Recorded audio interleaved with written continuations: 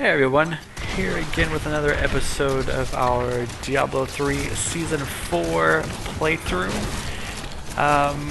Just doing something a little bit different here with this episode.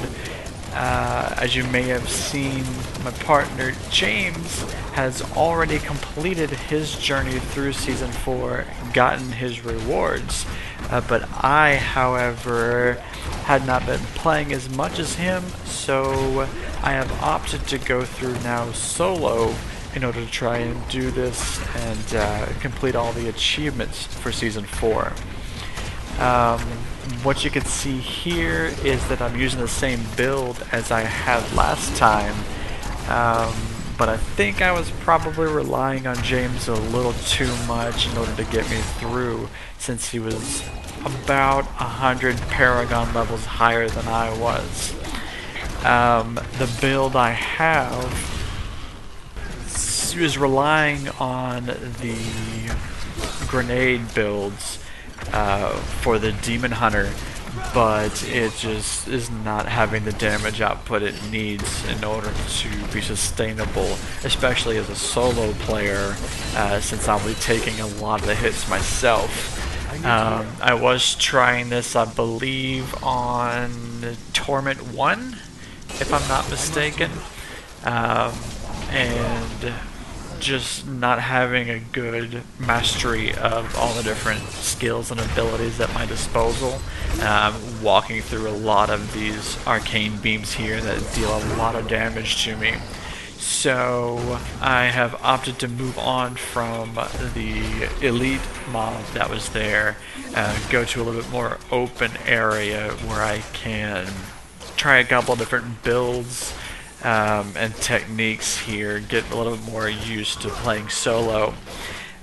What I've decided on here was the entangling shot ability of the Demon Hunter, and I don't remember what rune I'm using to augment it, but basically all of the chains that you see are connected to all the mobs that I've hit, and it slows them down as a group. In addition, I've started using these sentry turrets here with the rune that places an area around it of cold that will slow enemies. One of the passive abilities that I have is, I believe, called Cull the Weak, if I'm not mistaken, which deals extra damage to chilled or slowed enemies. I think anyone who just has a movement impairing effect on them. So placing all these down, keeping them locked together is helping to do a lot more damage. The blue chains here I actually believe are one of the runes for entangling shot. Shot caller, if I'm not mistaken. And it deals kind of a damage over time to all of the enemies that are linked together. I believe this is the first elite mob that I have fought with this new build, and remaining mobile, keeping them slowed. The rune type thing on the ground that you see, the glyph there, it actually is locked to an enemy that I put it on, and anyone in that rune will take damage as well whenever that the primary enemy takes damage. Trying out just a couple of different builds with these. I'm liking the way this works a whole lot better, not dying nearly as much. But when it comes to closed in areas like this, whenever I'm walled or locked down and can't move,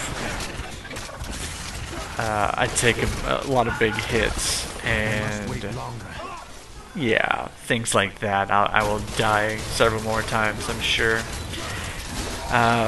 But it's just all about keeping things moving and avoiding as much damage as possible as a solo player. That was my first set piece that I got, I believe, and it was a one-handed crossbow. Pretty nice piece. I think I stuck with that one for quite a long time.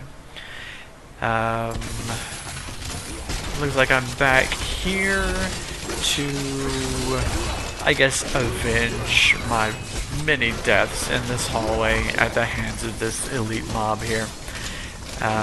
As you can see, I have learned a bit more to move, stay out of the way, vault over and around these arcane beams.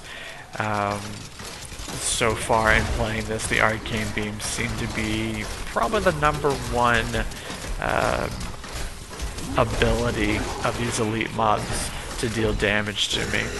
I have been playing on the adventure mode, which tasks you to go around to the different areas of the map of all the different levels and complete bounties just to kill a certain mob, help a certain person, which usually involves killing more mobs. But my bounty took me close to the end of Act 1 here, to the Butcher. I believe after all of my deaths in that first hallway, I ended up reducing the difficulty from Torment 1 or 2 to Master. It has helped out. I don't die nearly as much in these fights, and take a little bit less damage. The mobs take a little bit more damage than a Torment level, and that has helped out greatly in my survivability.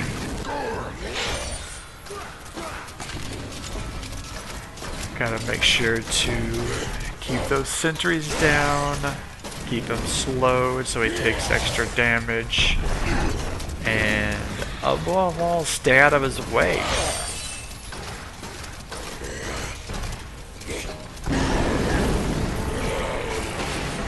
And though the Butcher wasn't a part of the bounty, typically the bosses and larger enemies drop a greater number of treasures. I had hoped for a legendary item, but not so much there or here, even though he wasn't a final act boss.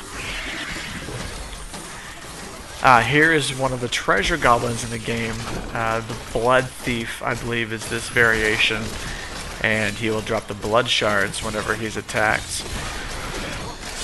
Unfortunately, usually whenever you find these guys, they like to run ahead of you and in the middle of more enemies that you have yet to encounter, which really takes away from the damage you can put on him, makes it a lot more dangerous for you because you are under attack while trying to kill this one particular guy, and he is running from you the whole time and not trying to attack you. Unfortunately, due to my low amount of damage that I put out, a lot of the treasure goblins get away. Really try and pour on the damage here at the very end before he... No, he got away. Looks like I've completed a bounty here for the entire act, all 5 or 6 bounties, so got these treasure cache rewards. All the orange and green item are the legendary and set items for the blacksmith, which do come in handy later on once you have all the materials for them. Still no legendary items here. Arrogant Nephilim, my servants will feast on your pride as they devour your flesh. I believe Asmoden here is actually a bounty goal in this act. I believe he's the boss of Act 3. And I was glad to go ahead and take care of him. At this point, I was feeling a lot more confident. My abilities gained a few more levels, so went ahead and bumped the difficulty back up to Torment 1, I believe, which will be enough once he's defeated to count towards the season achievements.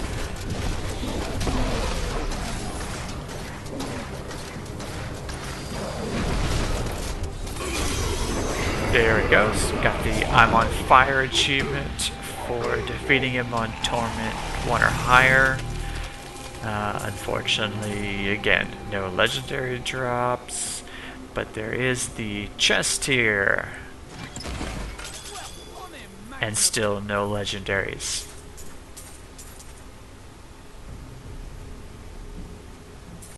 And Belial here is actually the goal of one of the bounties for Act 2. He is the boss of Act 2 and proved to be quite difficult, especially with this ability he has right here to pepper the ground completely. So I tried again.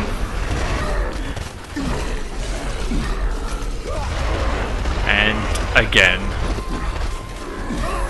And changed up my build and tried again. And again.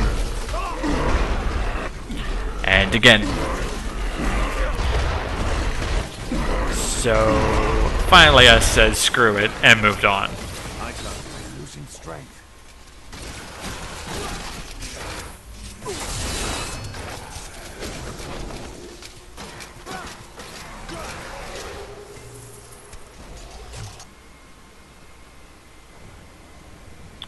Found a legendary item here from an elite mob, and it proved to be a bracer that I can use. It came in quite handy for a long time. Do that.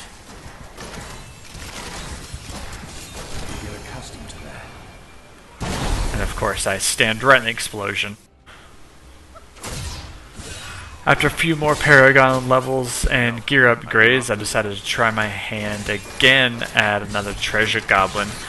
And I've been trying to keep ahead of him and kind of corral him back in the areas where I've already come from so that there will be no more enemies in the way. Unfortunately, he is slippery and fast, so proved to go ahead and get ahead of me where I didn't want him, which triggered this event and spawned a whole lot of cultists in the area.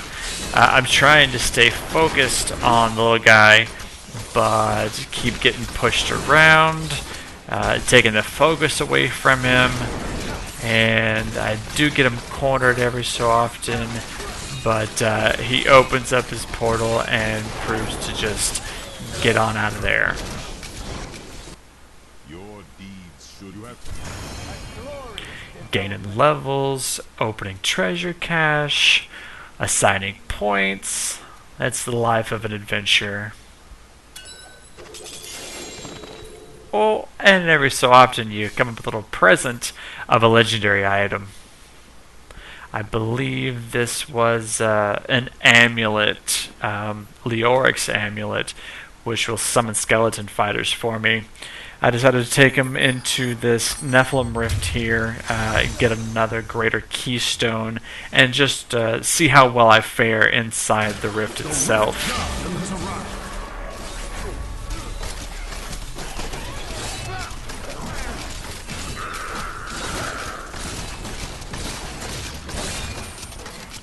After making my way through the rift and defeating the requisite number of enemies, had the Rift Guardian spawn.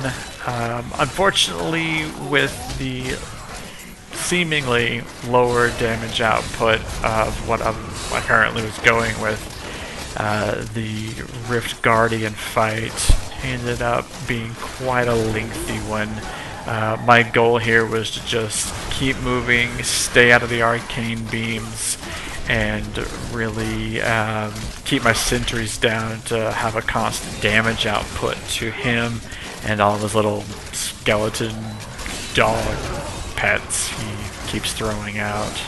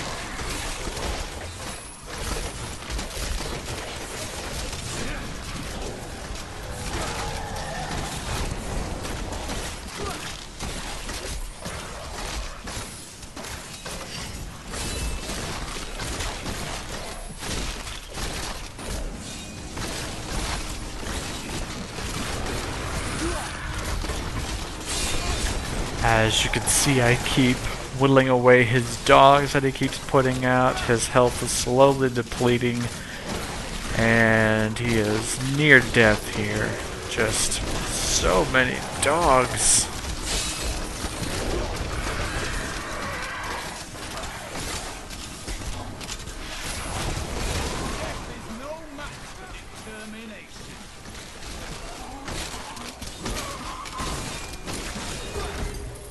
There we go. Took care of him, got a few handy items, and just time to keep pushing on.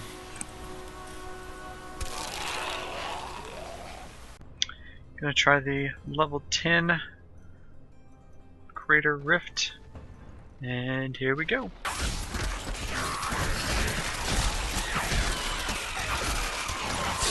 You filth. These creatures won't go. Alright, here we go. Something to look out for these elite mobs are the orbs they drop after they die, which will boost your meters considerably. Oh, hello.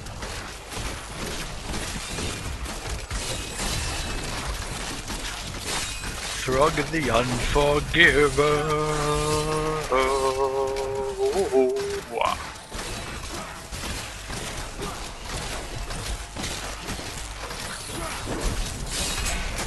Oh, he's teleporting around like a fool. Come on. There they are. That's it. Oh, here we go.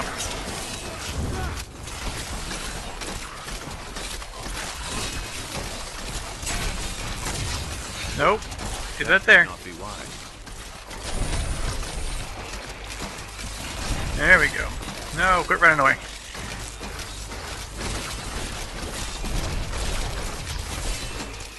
I can't do that. Oh, but you will. There we go.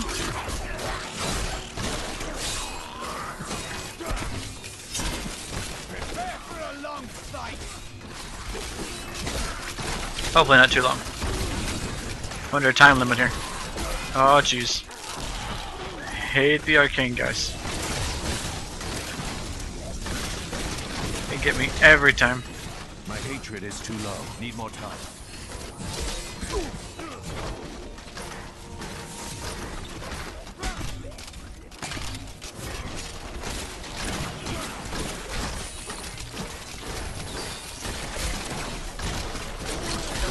Alright, put a wall right there.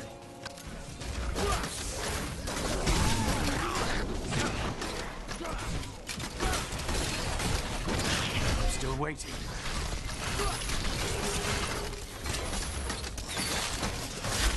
Darkness awaits you.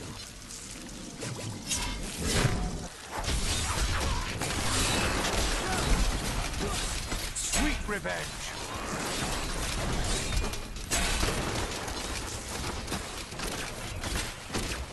Not enough hatred.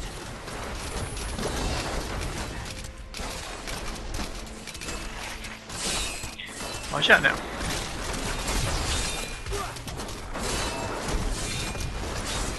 Stay in my circle, buddy. Come on, stay in my circle. Another Unforgiven? Alright, I guess my song was a little bit non-unique. Oh, jeez.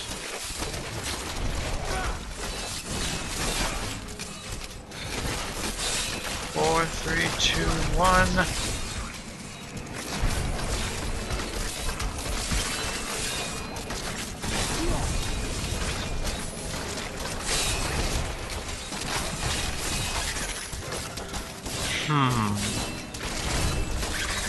I don't know, I like that. There was just no visible timer.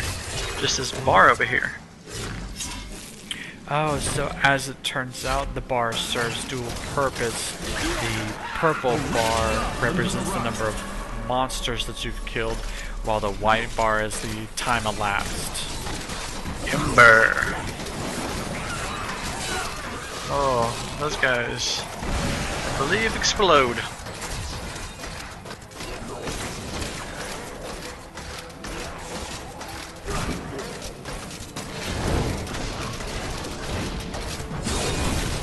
Oh, what?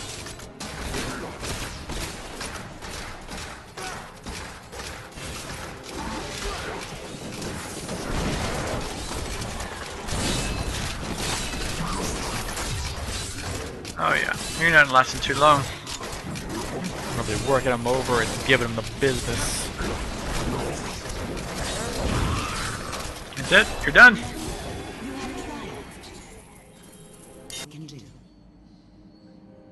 Yeah, I guess that was not the allotted time.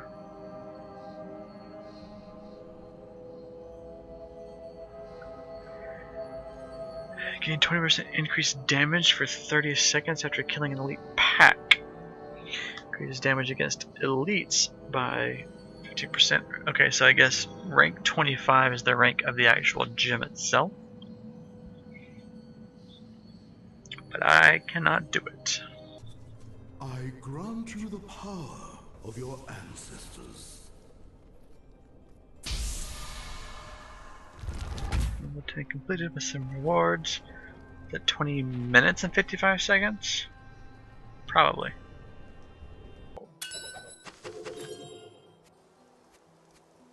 I'm overburdened. Oh. A ring? How about a ring?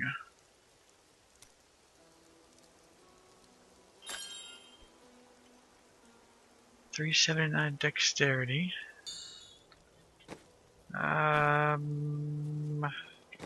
Let's open this one.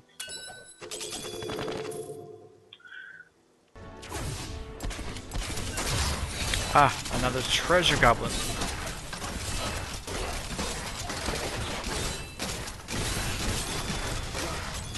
Oh, this one is dropping gems. Nice.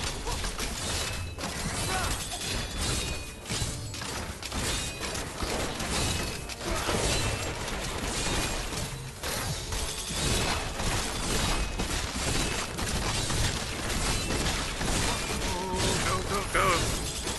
Need more time.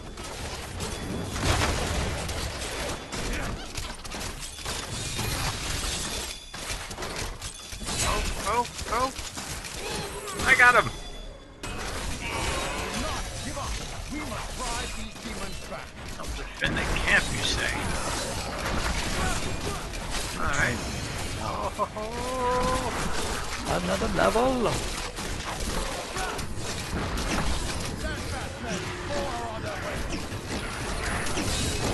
Fire wing. Oh, jeez.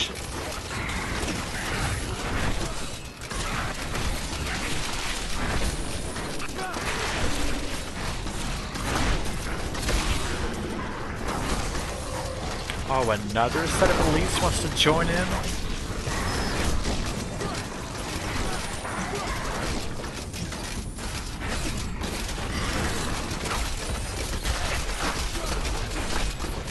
No. Just stay away.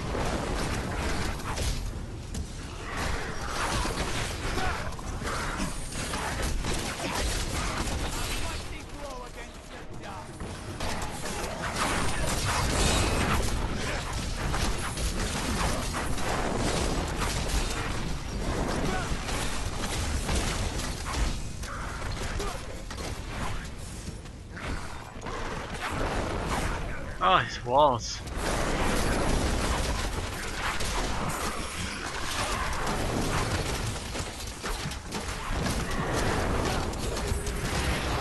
Alright, back up.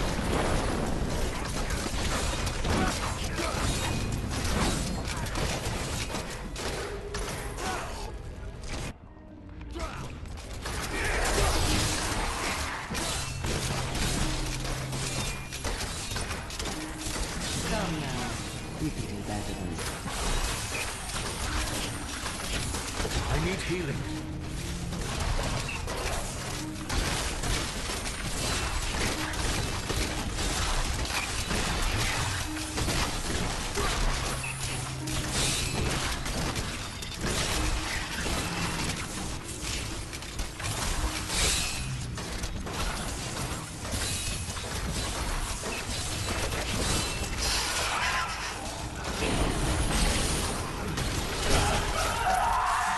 Go!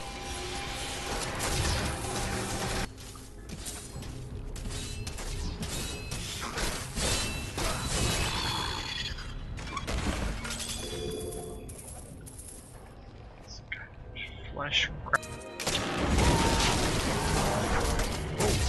Whoa!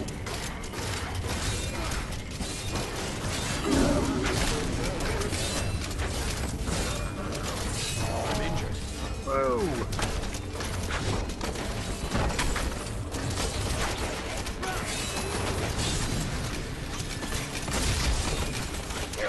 What the?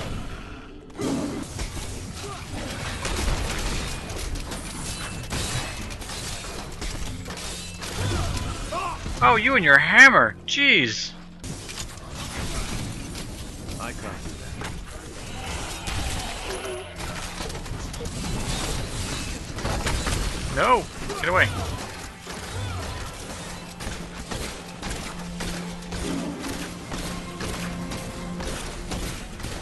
This is a bit of a cheat, but here it comes.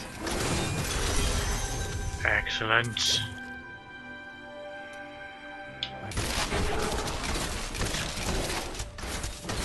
Alright, we got a special over here. He's a shielder.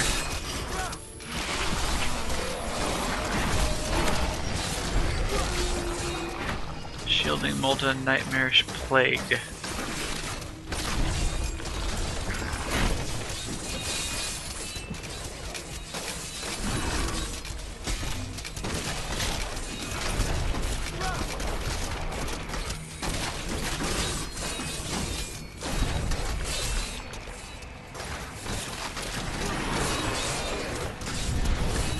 Oh, well, let's just run right into the explosion. Good job. Not ready yet.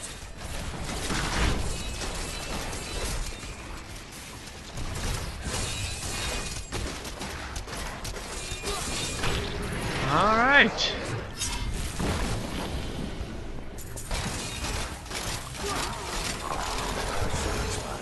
Oh, yes. Unlocked a new portrait.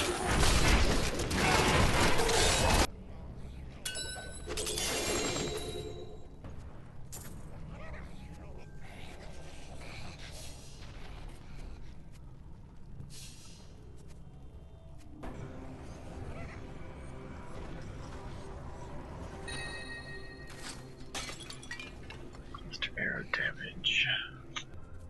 Anything could happen.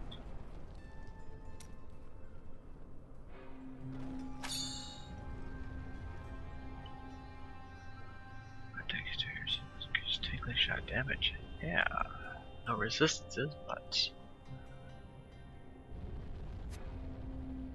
I'll try that. That will look nice on you. Ooh, I did the blood shard and it gave me a legendary. Oh yeah, yeah. That's what I'm saying. Like it does pay off to do them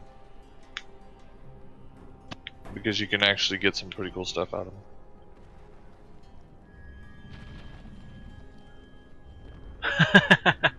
On the legendary, it says the secondary ability after earning a massacre bonus, gold rains from the sky. Oh yeah. Oh, and they are gladiator gauntlets. That makes sense. Just take damage. Ooh, that's nice. Can I have it back?